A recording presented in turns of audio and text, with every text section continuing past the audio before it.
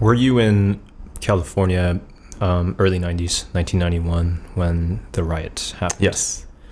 Is it okay if I ask you some questions about just that experience? Yeah. So I was at Fairfax High School during the riots in April 29th. And during that time, I was actually the student body president of my high school.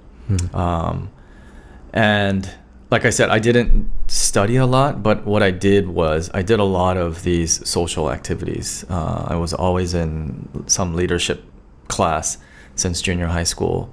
I attended all these leadership camps. I was the student representative for the 5th District in Los Angeles under Mayor Tom Bradley back then, Councilman Zev Yaroslavsky. So I would go once a month and talk to them about what's going on with the youth and things.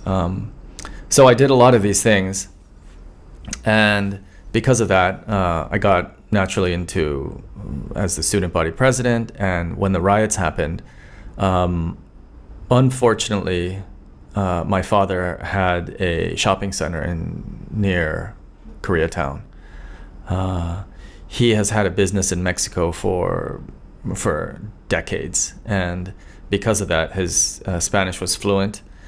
He had a lot of friends in the neighborhood, and luckily, all his Spanish and Hispanic Mexican friends came and protected our store at the end of the day. But I did end up, because I had an arsenal back then from my shooting days. I ended up on the top of my roof. I remember vividly stacking water at like strategic locations on the roof because people were throwing firebombs there.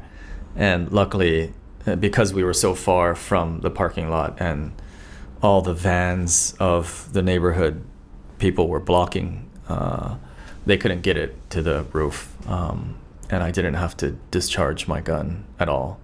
I did have a friend pass away during there, and it was fairly turbulent then. And because I was the student body president of a fairly, I would say, diverse school back then, Fairfax High was on Melrose and Fairfax. We had a very, very diverse population, but I think the majority would probably be 50% Hispanic and African Americans back then. So they had asked me to go around.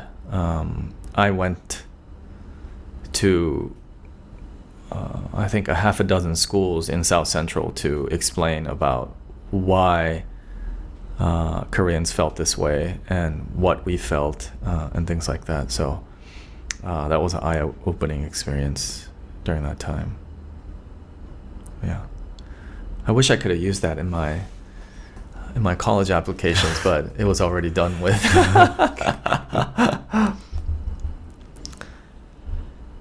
How is that? Because I'm sure it's changed you in significant ways.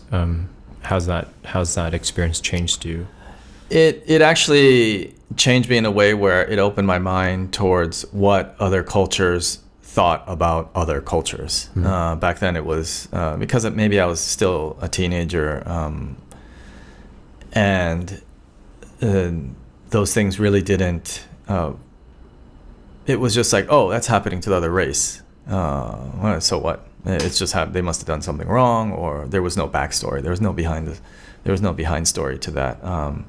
I think the Rodney King beatings was before that, and it was like kind of more pop culture back then. And it's like, oh wow, this guy got beat really bad by the police, and I really didn't even think about what was the context behind of this anger and of this